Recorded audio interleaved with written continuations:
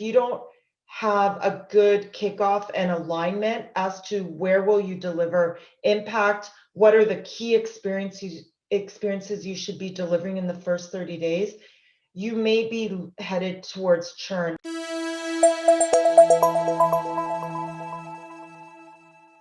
All right, everyone, welcome back to SalesBiz. I appreciate you all taking the time. Before we kick off our episode today, I need you all to do me a huge favor and hit that subscribe button, like this. And if you have any feedback for me or you want to see anyone else on this podcast, please go ahead and drop some comments below. Today, I have a very special guest. She comes from a long line of marketing analysts and customer success experience. She sat on a few boards, and now she had the grit to start her own company, to be the founder and CEO of it, GrowthMolecules. I'm super excited to have her join us today and share her insight. Miss Emilia D'Anzica. Welcome, Emilia. Mike, thanks for having me. Absolutely. Thank you for joining. By the way, how bad did I badger that name of yours? It's D'Anzica, like D'Anzica. Not bad. I don't want to clarify first. I want to take a shot at it because I've had my last name butchered my entire life. So D'Anzica, did I pronounce that? Yeah. D'Anzica. Mhm. Beautiful name. Thanks for joining, Emilia. So first question, tell us a little bit about your background. It looks like you had some analyst experience starting off. We'll get into your company and the boards later on, but how did it all start for Emilia and the professional experience? Yeah, you know what? I think it started when I was a child and my parents immigrated to Canada from Italy and we had a pizzeria. And I was in front of clients all the time and just grew a passion for helping people and providing excellent service, whether it was wiping a table or bringing that pizza to the table. It's having pride in whatever it is you're serving. And then when I went to university in Canada, I did a degree in Canadian studies and social history. There was no such thing as customer success. So I went into marketing and then business analysis. That's where my journey led me. I moved back to Europe for a few years. And when I came back, customer success, SaaS was evolving. And that's where my career took off and where I really fell in love with delivering high impact to the client. Once an opportunity is closed, that's when the good stuff happens because you're building a relationship that can create long-term growth for both the client who's receiving impact from your product, but also the company. And I can't look back. I just love being with clients and helping them realize impact for their own business. Absolutely. You didn't want to take over the pizza family business because it sounds like a good pie that your parents were making. You know what? With 6 children, we all helped my parents grow their business and then they retired from it. And I think we were all thankful given being in the service industry is not a 8 to 5, 9 to 5 job. It's actually a 24/7 role.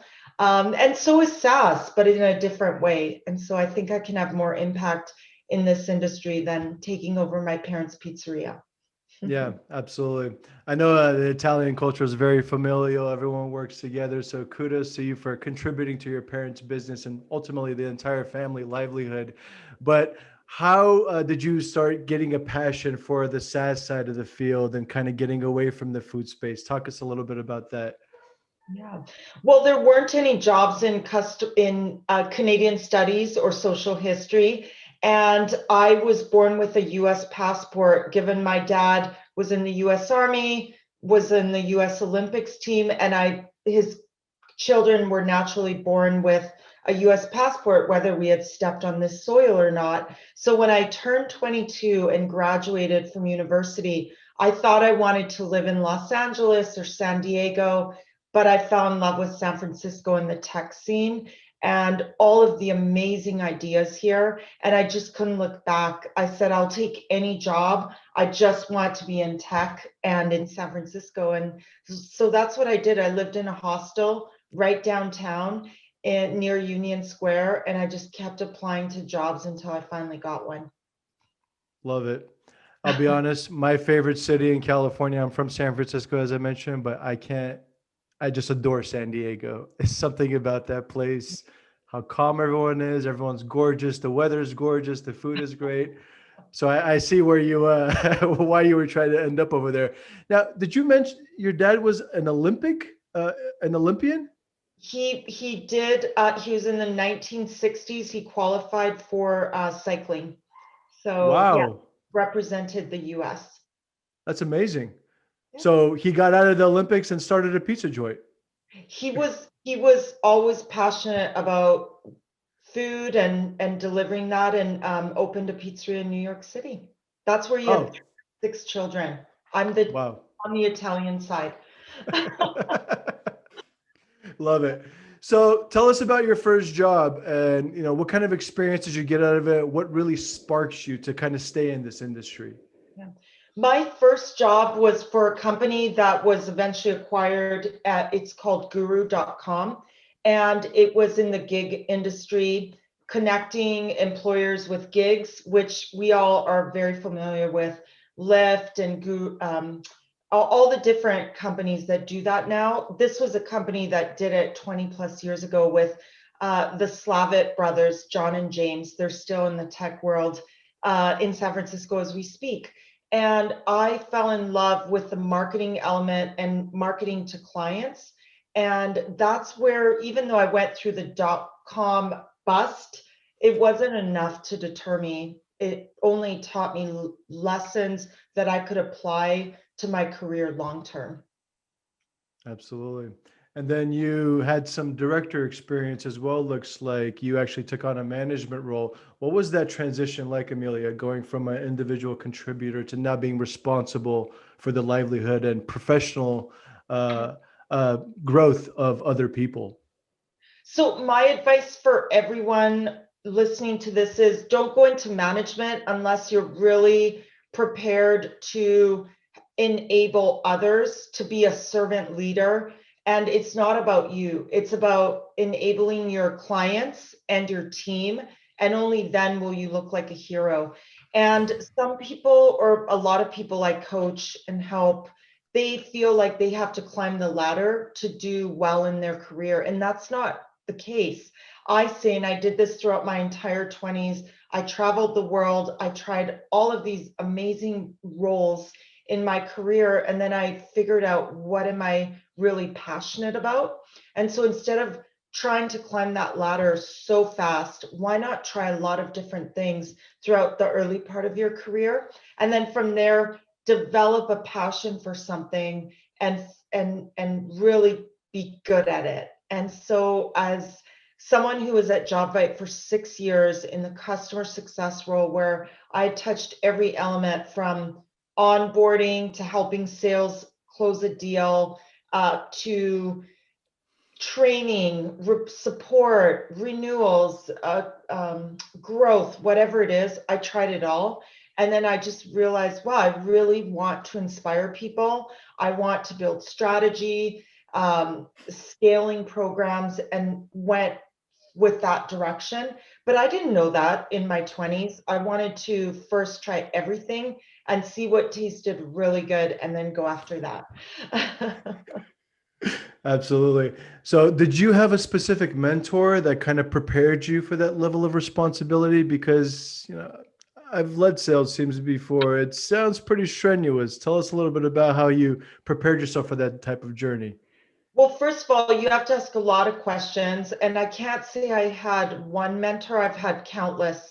If I could take up this whole podcast thanking people who have had an impact in my life, I would say the earliest one is calculus in grade 11 and 12 when I was in high school and just struggling with it, but knowing I wanted to go into business and it was a requirement, that I just found an amazing someone who would help me. And it was that kind of giving. He refused to get payment, a retired accountant, but just wanted to give back. That his name's Mr. Hooley. He's long gone now.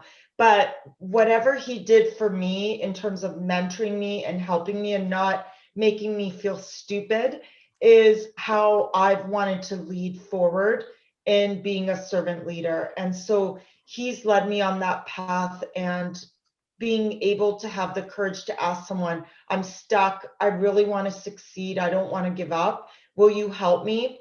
And coming with a question and a clear goal, then you'll have more mentors. You can't just say to someone, hey, will you help me get a job? I hate my job, I hate my boss. That doesn't work. If you want to find a mentor or a leader to help you, go to them with a clear goal, ask them and tell them how they can help you. And from there, you can really accelerate your career. And that's what I've done. I have so many people to thank. And my way of thanking them is by paying it forward. Absolutely. The fact that you got that level of mentorship so early on in high school, it sounds like that was a driver for the rest of your career to really help other people. So I love how you attained that skill early on. So let's talk a little bit about your customer success positions now. Customer success, we talked about this. Everyone is in sales, whether it's you're bringing that prospect in, turning him into a customer. My honest opinion is closing a customer is only like 5% of the battle. Now we actually have to deliver what we promised on. So talk us a little bit about what drives customer success for you. What are some methodologies that you follow that really makes customers successful when working with you? Well, one, you have to have a sales to customer success handoff. This is a very common problem. There is no sales to customer success handoff. And then when you go to that kickoff call, there is a lot of frustration with the customer. And I've learned this the hard way through failure. Customers being really irritated that they're repeating everything they just finished telling their sales executive for months.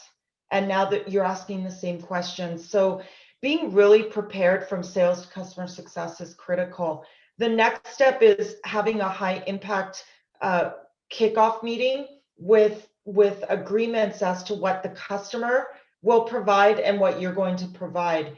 And that's the beginning of the relationship where you can really build it. And like you said, the sale might be 5%, but it's the enablement. So one, enabling your team and educating them, and then two, helping your customers thrive. And that's where the real relationship grows.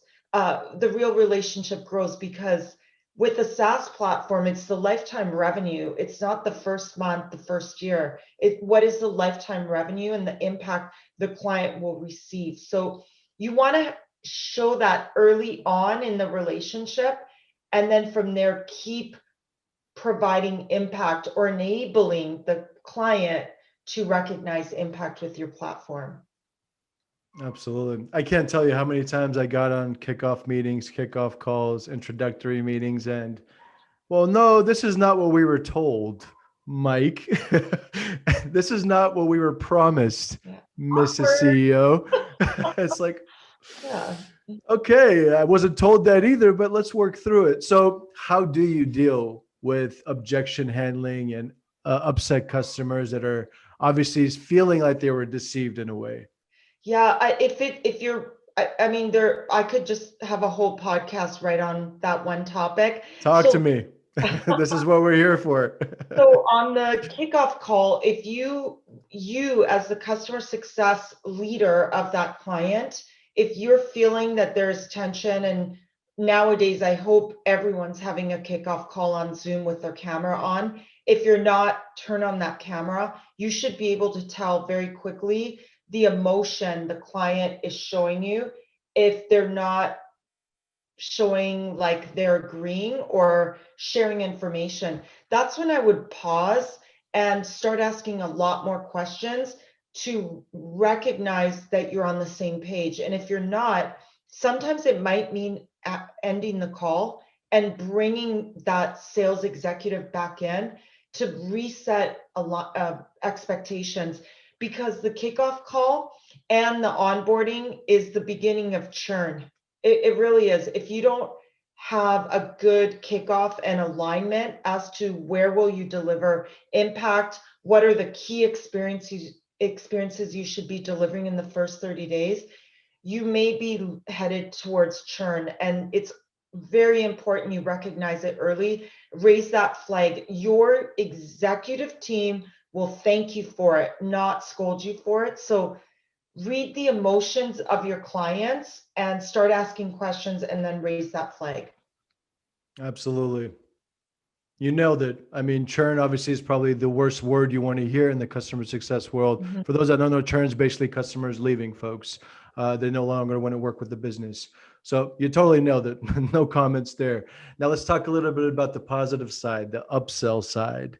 Customer success. I mean, this is where, this is a true shine of continuing to upsell them, giving them more products, possibly seeing if there's more team members on their side that we could bring on. A lot of options in the SaaS world. At what point in time do you start that process, Emilia, when an account executive or a sales executive passed off? What have you seen successful from a timing standpoint of, hey, Mrs. Customer, by the way, did you know we have this other great tool that we could talk to you about?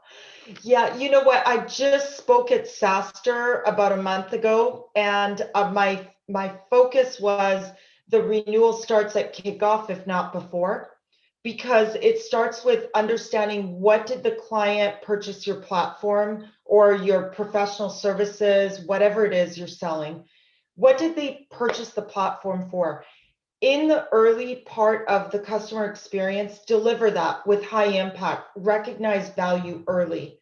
From there, then you start selling more because they've started gaining a trust in the relationship. So I really believe that the renewal actually starts at kickoff. You need to ask, what does success look like 1 year from now? What does success look like from 30 days from now? If they don't have numbers and they don't know, help them recognize what their impact can be with your platform.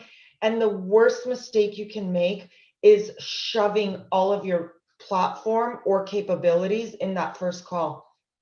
Yeah. You've lost them. They don't even understand what you're saying at that point. They thought they were just starting to understand, like, okay, what kind of relationship are we getting into? It's just like dating. You have to start with small tidbits, recognize value and that you like each other, they're getting benefits out of it, and then start growing the relationship. And another great podcast name that I love by Bill Couchard is Helping Sells. And that's what sells, is help your client recognize value. And from there, you can talk about renewal, because honestly, you may not even have to. They're already recognizing value. They're in a project with you. And then from there, they're going to keep going through the experience because, well, imagine unplugging the experience. It could have detrimental effects on their own business. Absolutely. I love the dating analogy, by the way. You don't want to drop on your knee the first time or Exactly. introduce them to the parents. Ease into it, grab some food, work your way through it, folks. Love it. And is there a specific, from an upsell standpoint, Emilia, is there a specific, like a methodology or some sort of sales type of process that you found to be successful for the customer success upsell side? Yeah, I would say, with, again, starting with kickoff, asking and understanding 1 to 3 goals that the client wants to achieve with your platform or service. And from there, start building and understanding metrics that you can hold yourself accountable to, that you can bring them back to and say, I'm seeing a drop off. I'd like to help you get back on track and understand why. And when they're able to recognize the value and you're able to say, with this additional product or more people being able to leverage our platform, here are the expected benefits you can receive. That's a lot better way of upselling, or asking, is there anyone else at this company who can benefit from a similar relationship? Again, you're not selling, you're helping them recognize value that really makes them better off with their own business. And that's how you have to think about it.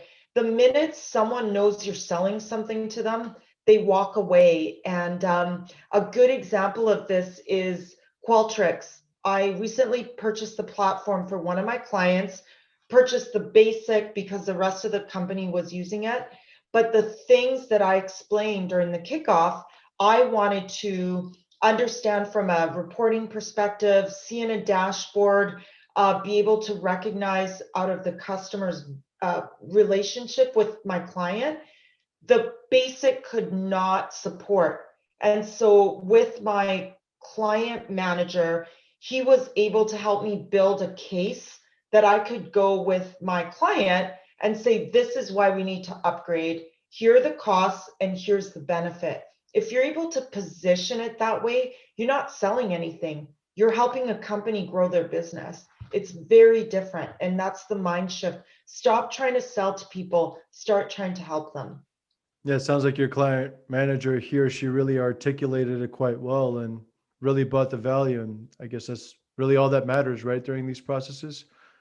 Yes, I'm a big fan. This is my first time working with Qualtrics, and just actually really impressed with the customer experience so far. Love it. So you were actually, then you became a chief customer officer for Mhm. Copper. Talk about responsibility. How many people were you managing over there? And C-level, I mean, there's no longer director. That's a whole different beast. Talk us a little bit about how you jumped into that. Yeah, you know what?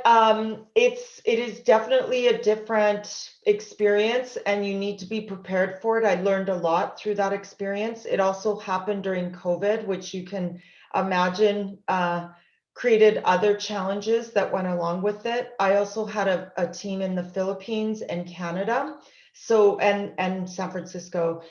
So just putting all of the different cultures and the different needs from support, well, starting with onboarding through support, community, knowledge base, you really have to make sure that you're not only leading your clients and your team, but also upward managing. And it's challenging. I'm not going to say it's easy, and it's Sorry, can you repeat that last one? It kind of broke up a little not for bit. everyone. There's a Yeah, little it's that delay. type of role is not. There's a little delay. Okay, hopefully this part will be cut up. Yeah, I'll edit it. Don't I'll worry.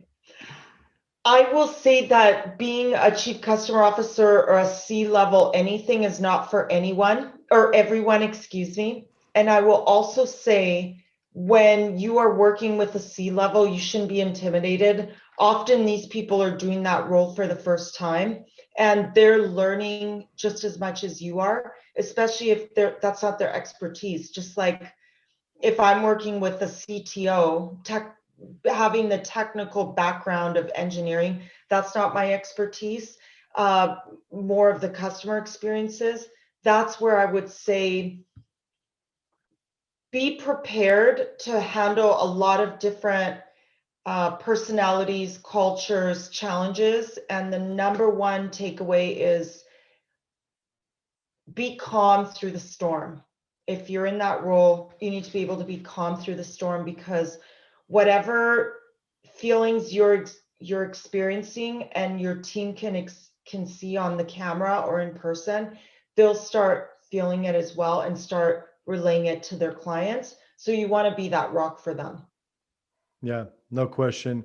I think the majority of the best things I learned about sales, operations, business, SaaS came from C-levels, just sitting in those meetings and really watching that experience in action, understanding how they solve problems, tackle challenges, really articulate a great path towards success, as we talked about earlier. So no, it's a huge responsibility from what I saw. I was never personally a C-level, but uh, and I'm not sure if I would want to be one given what we just talked about.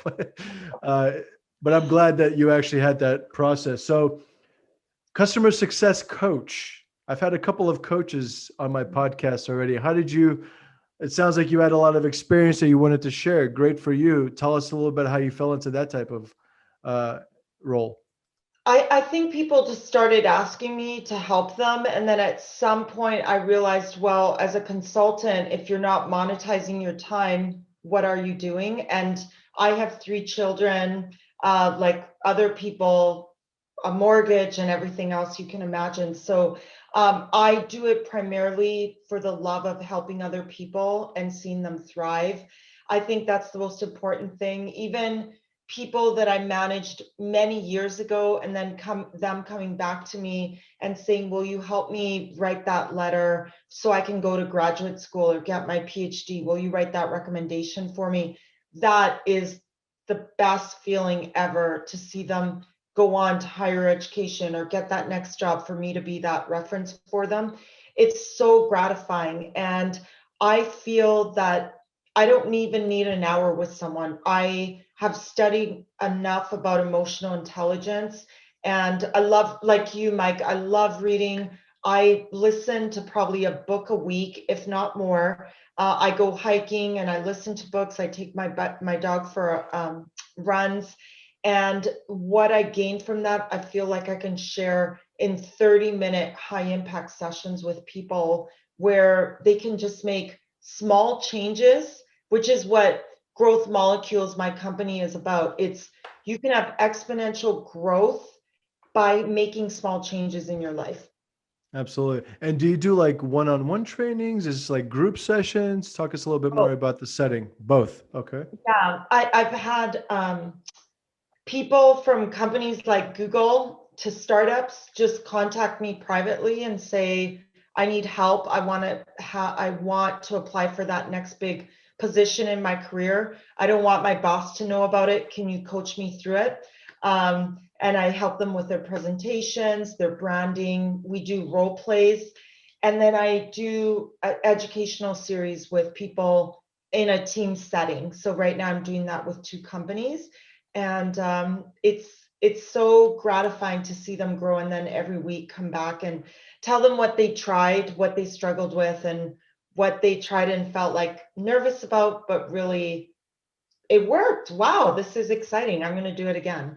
So Absolutely. And it looks like you actually started doing that during this crazy COVID times. It looks like around August time. So kudos to you for actually giving back to the community and uplifting some spirits. Because I know there's a lot of unknowns happening right now. Not everyone has a job and still hunting. So I'm glad you took on that role during such a crazy time in the world. yes, and I'll say, for anyone who wants a 15-minute coaching session, I had one today. Someone reached out to me on the Customer Success Leadership Network, which I'm on the governing council of. We started a Slack channel for people who are out of jobs that were laid off as a result of COVID. And I just did a 15-minute power session with him to help him as he looks for his next role. And I got on his LinkedIn, gave him quick feedback, and then gave him some pointers on how to position himself because of the result of COVID. And I got a beautiful email back thanking me. And for me, that was enough. That's amazing. Kudos to you. I mean, I could only imagine what people are going through, losing their job, and you said you have kids, mortgage. It's so much pressure. It's no longer managing a team; it's managing livelihood. So giving back. That, cheers to you, Emilia. That's amazing. So growth molecules. Let's get into it. It looks like you've had the business for quite some time. Talk to me all about it. I'm a huge fan of entrepreneurship. This is one of the reasons I started the podcast, to learn from people like you that had the grit to take that leap forward. Talk to us about what the proposition is, who your target customers are, and why you even started the business. Yeah, you know what? I've been working for other people for many years, and I think when I told my dad I wanted to go to university, he said, "What do you mean? You have a business, you can take over?" And I said, "No, Dad, I want to be the first person who has a degree in my family." And so it was hard for him to understand, but I wanted to learn from other people. I wanted to leave the small town I grew up in. And I've been learning from all these amazing people throughout my career. And now, after going to get my MBA, I spent 3 years at WalkMe. And during that time, I did a global MBA. I got to go to India and Thailand and wrote my thesis with the Don Bosco group there on an Aadhaar card, which is an identity card for every person in India. So that was an amazing Wow. experience. And as the last part of my MBA was going to New Zealand and doing trans global competition and strategy.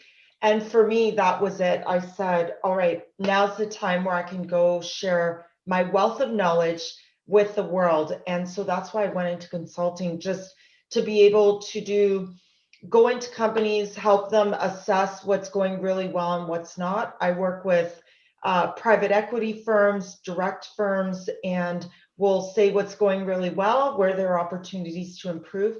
And then from there, I'll often build their onboarding playbooks, customer journey playbooks. I do education and training, and then of course, coaching for executives. So it really depends on what the client needs. I hate to say, and yes, I can package things, but I always say, and just what I've been talking about this whole time is start by understanding what is your client needs, and then prescribe what you think they might need and come to an agreement before you go into that partnership. And so that's how I work with clients. Sometimes they'll bring me in for interim head of customer success roles, and I love that. And then I leave them, I hire a replacement for me, and I continue consulting. Got it. So there's a specific, I guess, a specific amount of clients you could take on an annual basis, sounds like, or devote a specific amount of time to a specific client. Yes, but with the exception of that, I have 3 or 4 people. You can see their profiles on my website at growthmolecules.com who I bring into projects. So right now I'm working on a client that's local in the Bay Area. And I'm recognizing by working with the company that they actually need someone to come in and really lead the customer organization. And I'm not in a position right now, given my workload, for me to really give them what they need. So I'm bringing in one of my partners to take on that role on my behalf, and I know he'll do a great job. Absolutely. Is there like a minimum commitment that you would need to have from a customer? Like, Mrs. Customer, I would need at least to spend at least 3 months with you to bring you the true value and really understand the entire scope of what I'm working with. Yeah. Is there anything along those lines? You know what? If someone just wants to have a one-on-one session with me, I'm happy to do that. But to have impact, I feel that anything less than a week may not make sense. And the reason I'm saying only 1 week is I recently did a due diligence project with a private equity firm who was considering purchasing another company. And I basically devoted my entire everything, including Thanksgiving morning when I presented my outcomes of the project to the client. And if you are able to immerse yourself into a company and really learn everything you can over the course of 7 days, I do believe you can give impact. And I know I did because the project went well. They're moving forward with the acquisition. Um, and I feel like the feedback I gave was truly from me interviewing the right people, listening to the right client voices, and then making recommendations for this company to make a proper decision on, do we move forward or do we walk away from the relationship? So I don't know. To put everyone in one box, I think is wrong. It's start with the questions and then go from there. Yeah, no question. How has COVID impacted your business? Obviously, we live in a interesting part of the world here, we're tech capital, so there's a lot of things thriving at the moment. However, not everyone is so fortunate. So tell us a little bit about if COVID has impacted your way, whether in a negative portion or in a positive portion, and how you're kind of dealing with all that right now. Well, I mean, except for my children barging in into my meetings as I'm trying to like articulate a point. You know what? I feel that a lot of companies can't hire full-time employees right now, or they're afraid to. They don't know where their business is going. So to be able to bring someone in with a non-bias viewpoint and just to deliver a recommendations playbook or an assessment or help them hire the right person and be that voice for the customer success team has actually helped me grow my business. But I've also dedicated a large portion of my time. For example, I'm on the Catalyst community in the coaching corner. I coach a couple people every month to help them with their own personal careers. And like I said, anyone who wants 15 minutes with me, I'm happy to go on a walk with my dog, put on my phone, headsets, and just give people advice. If I can help someone, I'm happy to during COVID. Wow. You're like the sass saint of San Francisco over here. I don't know about that, but I'm trying to do my part given I'm like in this little don't leave too far from home bubble. Absolutely. No, I appreciate that. And kudos to you for having that type of mentality. I think the most successful people in this world just genuinely want to help as long as someone has a proper inquisition or comes with a proper attitude asking for help, not demanding, like you owe me this time. It's like, can you please point me into the right direction? This is what I've done and this is what I hope to do. But do you feel like that's the right path? By really building that and pointing him or her towards the right direction. I don't think there's anything better than to actually go towards that successful path. So kudos to you on that. And Emilia, let's talk a little bit about personal life. You're a mother, 3 kids, entrepreneur. How are you dealing with the COVID aspect of it? We're all locked down these days. California is very strict, as it should be with this specific virus. So, how are you coping with all that? How are you kind of managing all that under one umbrella? I'm so used to traveling the world that I really miss that. I'll just put it out there. I was supposed to be on a flight to Hawaii yesterday and canceled it for obvious reasons. Oh no, I'm Uh, sorry. yeah, so besides the lack of travel, which I miss desperately, and the interaction with people, and look, I have COVID Zoom fatigue like everyone else. I do tell people like, hey, can we go on a walk and talk? Let's not Zoom. I want to be exercising. I don't want to be in front of a computer all day. And people are open to that. And then for my children, for one child, Zoom's been great and she loves the lack of distraction and she just loves learning and then being able to do her own thing. For the others, Zoom is awful. She's 9 years old and that's been a total struggle.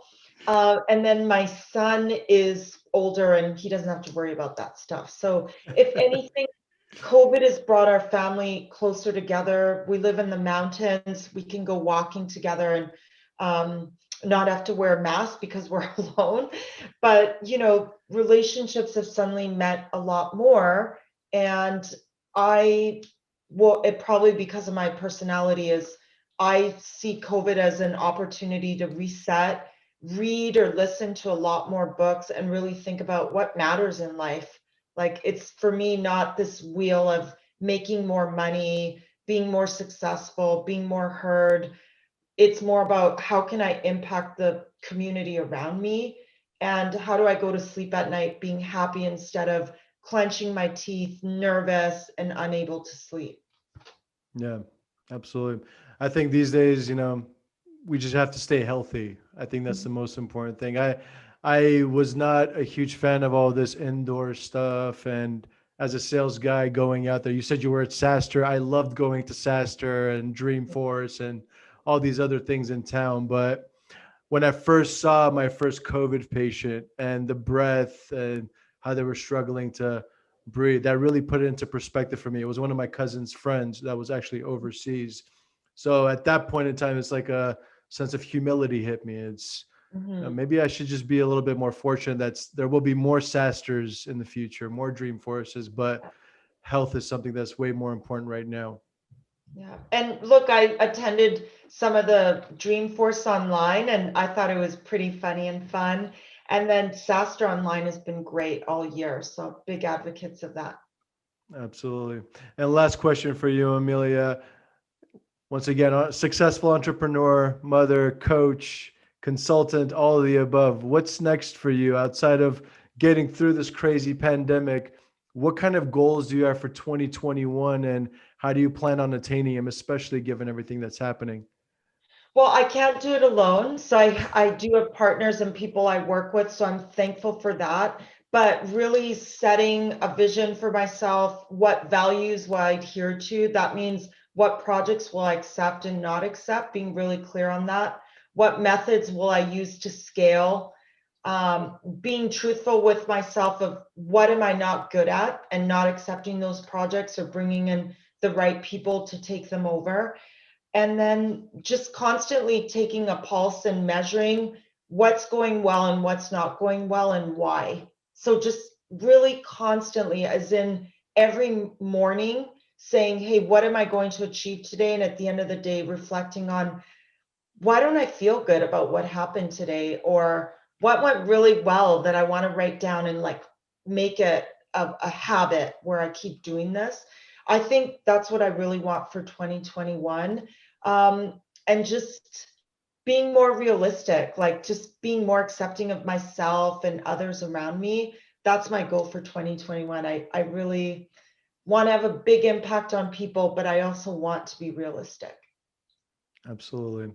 Well, Emilia, you're clearly doing the right things. Thank you so much for being a true giver in this world, to really share your knowledge, taking people under your wing. Thank you for being such a strong woman and showing other women out there that they could accomplish anything, regardless of what their dad says or what's happening in the pandemic. You keep moving forward.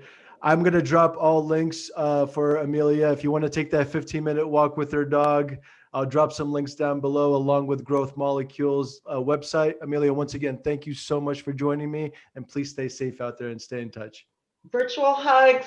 Love it. Love it. All right. Thank you so much, Emilia.